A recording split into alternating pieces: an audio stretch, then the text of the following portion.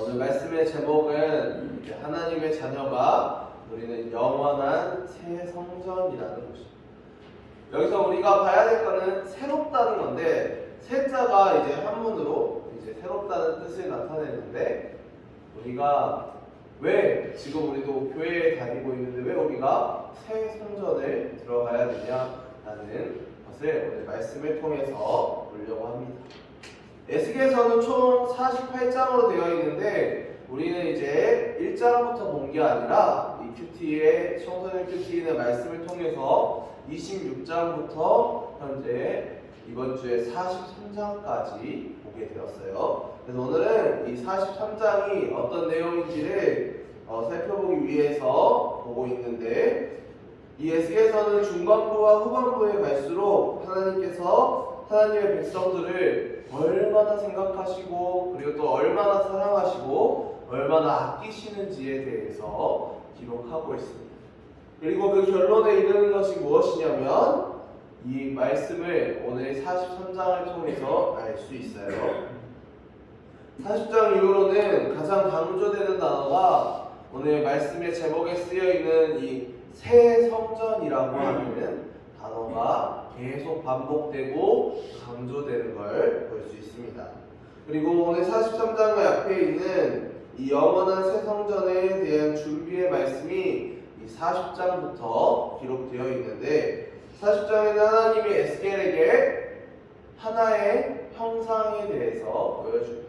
하나님 37장에서 마른 뼈 환상을 보여주신 이후에 40장에 환상을 한 가지 더 보여주시는데, 그게 바로 이 성전의 모습이에요. 산꼭대기에 성전을 지으셔서 성전이 어떻게 생겼는지에 대해서 하나하나, 그리고 어떻게 길이가 몇이고 그리고 어떻게 구성되어 있고 어떻게 만들어졌고 어떤 곳은 어떤 재료로 만들어졌고, 이 모든 것들을 40장의 규격 하나까지도 하나하나 다 기록해서 보여주고 계십니다. 그리고 이 환상은 에스겔에게 예루살렘 성이 완전히 함락되어지고 그리고 그들이 포로가 된 지 15년째 되었을 때에, 그리고 에스겔 선지자의 나이가 약 50살이 되었을 때에 이 환상을 보여주는 걸 볼 수 있습니다.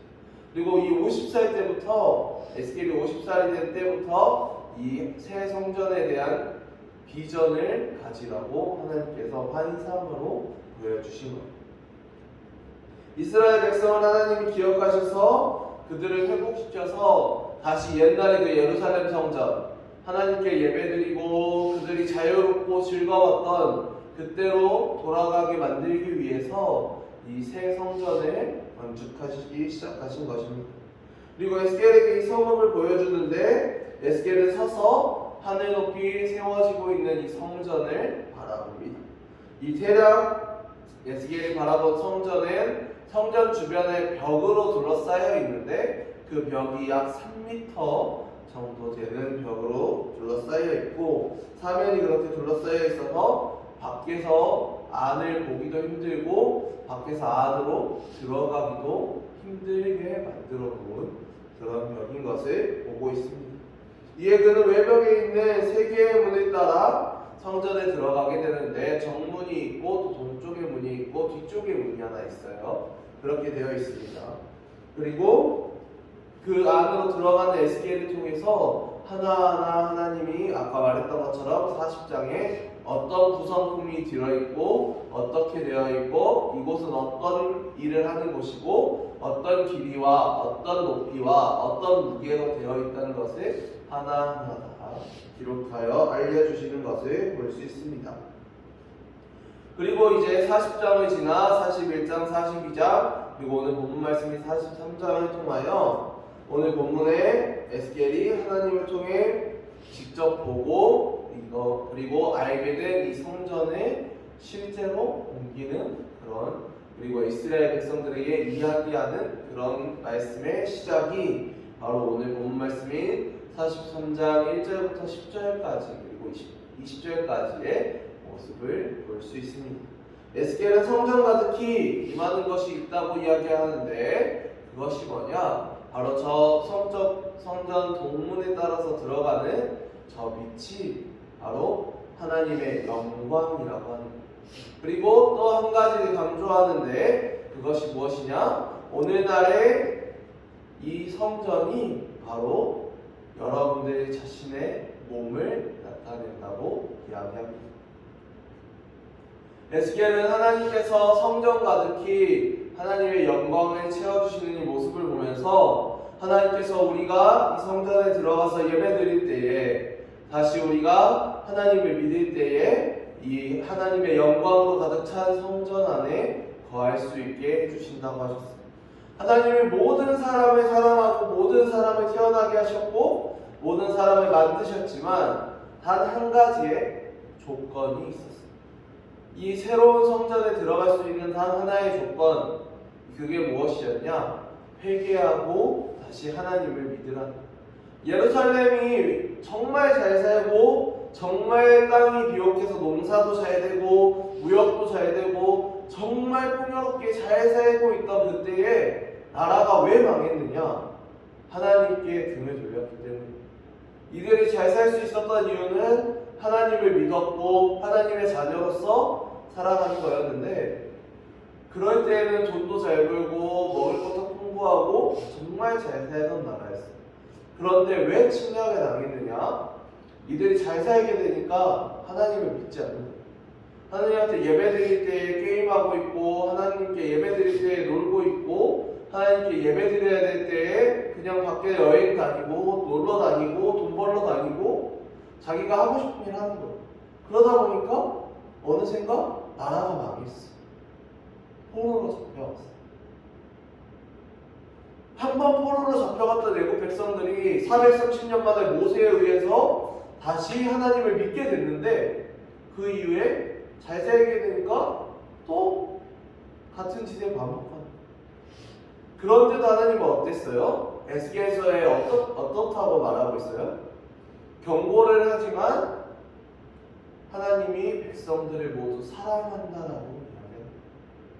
성경에 보면 하나님이 사람을 얼마나 사랑하시는지를 잘 기록해주고 있습니다. 이처럼 하나님은 자신이 만드셨던 그리고 자신이 기르셨던 그 하나님의 자녀들 사람을 정말 사랑하고 한 명도 빠짐없이 하나님을 믿으라고 말씀하고 있습니다. 그리고 이 에스겔서 40장 이후에 지어지고 있는 이 새로운 성전 그리고 요한계시록에서 기록하고 있는 이 새 성전에 들어갈 수 있는 조건은 단 하나. 너희가 그 잊었던 너희가 그 등을 돌리고 배반하고 버렸던 하나님을 믿고 너희가 잘못했던 그 우상을 믿었던 그 마음 너희가 좋아했던 그 게임을 믿었던 그 마음 너희가 좋아했던 그 돈을 믿었던 그 마음 그 모든 것들을 돌아서라는 거예요. 너희가 좋아했던 것들로부터 너희를 유혹했던 것들로부터 너희를 망하게 했던 그 모든 것들로부터 돌아서서 하나님을 믿으면 너희가 이 새 성전에 들어갈 수 있다는 거예요.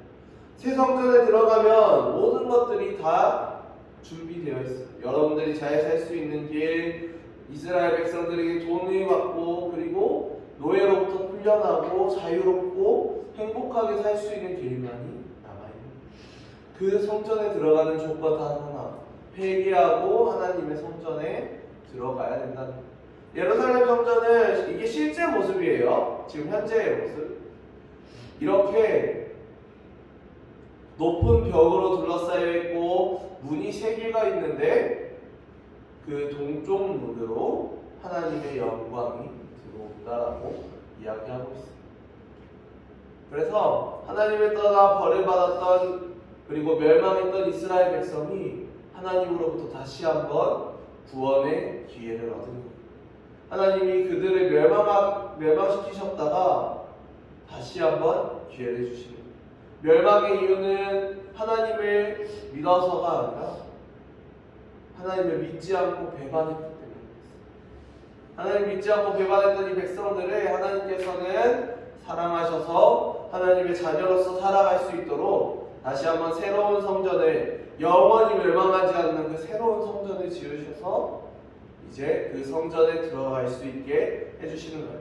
근데 오늘날 이렇게 큰 성전이 도시에 있나요? 아니에요. 오늘날의 이 새 성전이 어떤 곳이냐?